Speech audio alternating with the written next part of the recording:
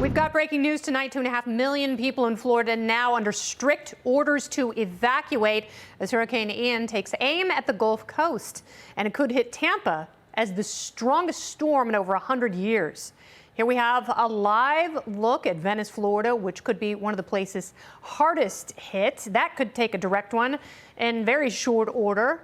And this is Tampa, also expected to get hit very hard. We're told stores are cleaned out, businesses and homes have been boarded up. The problem is, experts say the storm surge in some places could be double the highest level ever recorded. A little more than an hour ago, Florida Governor Ron DeSantis gave an update on the storm track. Watch. As of 5 p.m., Hurricane Ian is located roughly 250 miles south of Sarasota. It's moving north at 10 miles per hour. It is a strong Category 3 hurricane with maximum sustained winds of 120 miles per hour. As many of you know, these tracks have migrated over the past 2 days, and more recently, starting this morning, the track has migrated south of Tampa at the 11 o'clock advisory from the National Hurricane Center. If you look at that area and you're familiar with that area, you know there's a lot of potential for flooding and storm surge in that part of the state. All right, we have another live look, this one at Key West, and the famous monument for the southernmost point in the continental United States. You can tell the storm is really picking up there. Of course, there's some fellas just keeping an eye on everything for us. Maybe they're storm trackers, maybe they're looky-loos, maybe they're just some Key Westers out giving high fives. As the eye of the storm passes to the west, we all know Florida is well accustomed to hurricanes, but this thing is a monster. The track's still very unpredictable. The wind is strong, but Ian's storm surge, as the governor just said, reportedly the biggest threat. Live in Fort Myers, Florida, Fox weather multimedia journalist Will Nunley is with us. And before we get to Will, let's talk a little bit more about the meteorology involved with meteorologist Marissa Torres. Marissa, what do you see tonight? Hey there, Kennedy. Yeah, well, Will's going to give you a full bird's eye view of what exactly is playing out in Fort Myers. But look at this. This is our satellite look at Hurricane Ian. So the latest advisory just coming in hasn't changed a ton, but we are still seeing a very powerful storm. And notice it might actually be undergoing that eye wall replacement, which is very normal throughout the life cycle of a strong hurricane. What that will do, though, is really start to broaden this out. So this is massive in size, 120 mile per hour sustained winds. This is a Category 3 hurricane, expected to become a Category 4, and it's moving north. And you mentioned there's still some uncertainty with the cone. That's for sure. However, that northeastward steer, it is dripping a little bit further to the south. So while there is some uncertainty with that exact landfall, we can tell you with great certainty that areas along the Gulf Coast are going to be feeling life-threatening impacts, from storm surge to heavy rain to dealing with very aggressive winds. And as it makes landfall, this will likely be a Category 4 hurricane. Now, landfall looking sometime between tomorrow midday into the evening hours. Anybody under those evacuation orders being begged, if they haven't evacuated, time it is running out. This is a very dangerous situation to be putting yourself in. So this is a look at some of the hurricane warnings. It actually was expanded a little bit further to the south per the last update at 5 o'clock Eastern time. So we're incorporating more areas from Fort Myers down through Naples, and then even over towards Orlando. But pretty much all of the peninsula, from the Keys up towards Jacksonville into areas of the Big Bend there in the Panhandle, are going to be feeling the impacts of Ian as we head through the next several days.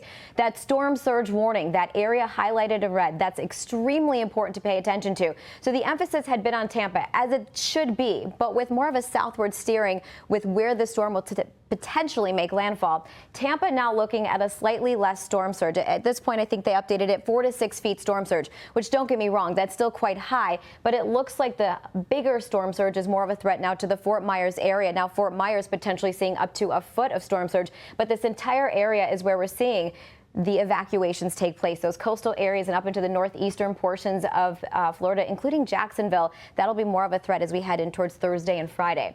For the rain forecast, so the coastal areas, yes, flooding is going to be incredibly dangerous and not an area you should be near. But let's talk about how much rain we're going to be seeing, because it looks like Ian's going to be slowing down quite a bit once it makes landfall.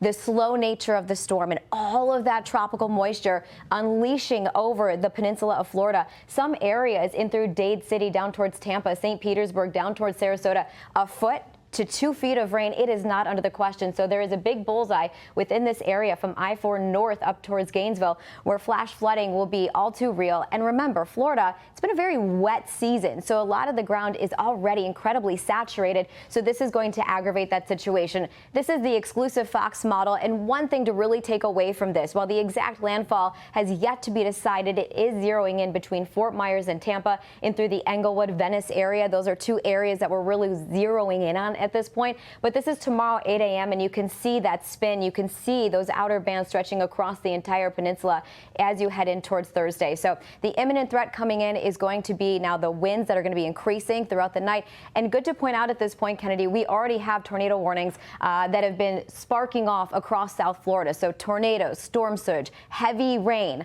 very strong winds. It's all going to be a part of this narrative as we move forward. Marissa, thank you so much. And everyone be safe as you are evacuating. Listen to officials for the best routes. You don't want to get stuck in traffic as you're trying to get to safety. Marissa, thanks again. Well, many Floridians obviously preparing for the very worst, but Florida being Florida, some are getting last-minute beach time. Watch. Oh, hi. No, we're not going to watch them because they're naughty, filthy heathens, and we're moving on. Tampa Airport is closed. Orlando is scheduled to do the very same tomorrow morning. So what is the situation looking like on the ground as the intensity builds? Here with you now, reporting live from Fort Myers, Fox Weather Media journalist, it is Will Nunley. Will, what are you seeing? Yeah, speaking of heathens.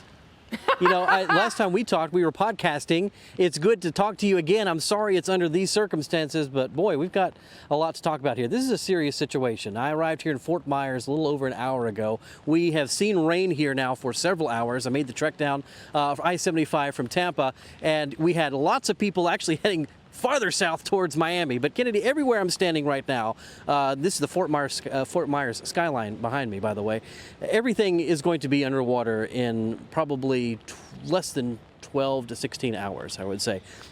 Not just a little bit here. We're talking feet of storm surge. Everywhere you talk about the storm surge rushing in, this is the area that we are talking about. And so we are seeing a big change in the seriousness of what is forecast here. We still have people on alert in Tampa. We still have people alert as far south as Naples. And you see even what's happening right now in Key West. This is encompassing so much of the state of Florida. There really is no part of the state that's going to be untouched by either the system directly or the ramifications of this system. We have those convoys of utility trucks rushing down the interstate as well. I spent some time in Clearwater this morning before I got on the interstate. I want to show you around what we were seeing there because there are evacuations for Clearwater Beach and also the waterfront there in Clearwater as well. People packing up, getting to higher ground. The big box stores selling out, of course, of their plywood and all those necessary supplies. People loading that up. And I spoke with a couple of people who said they're just not going to risk it. There's too much power with this storm. They are getting out. Take a listen. Well, we're just going to plywood up the windows. Leave a little bit of gap so that the suction doesn't blow them out. People seem to be taking it seriously. I know we've had a lot of close calls. As I said, I've been here my whole life, and people need to understand you just never know which way it's going to go, so be prepared. And I know, just like you, going into this, you see all of everybody talking online that, yeah, Florida can handle a hurricane. I don't start to get out of bed unless it's so-and-so, whatever. But listen, this is a serious, serious storm, packing a lot of power. Where it could come ashore, where I'm standing right now, we're talking Category 4 hurricane strength, life-threatening storm surge for feet and feet and feet ashore. I mean, a serious flooding situation. That's not even, Kennedy, taking into account what could churn up and continue in rainfall, in terms of rainfall on throughout the state, going in and affecting Orlando. Even Orlando going to be trapped in hurricane-like conditions with hurricane watches already posted there. So this is just a big story, big situation for Florida. We have thousands of National Guard troops mobilized. We have 30,000 of the linesmen and women that are hitting the roads, staging to come into areas like this when the power gets knocked out. And so there's just a lot of Florida wrapped up in this right now, and rightly so. Back to you. Bill, I know that you've chased a lot of storms in your day. We still want you to be safe, but we do appreciate the pictures and the information. Thanks, Will.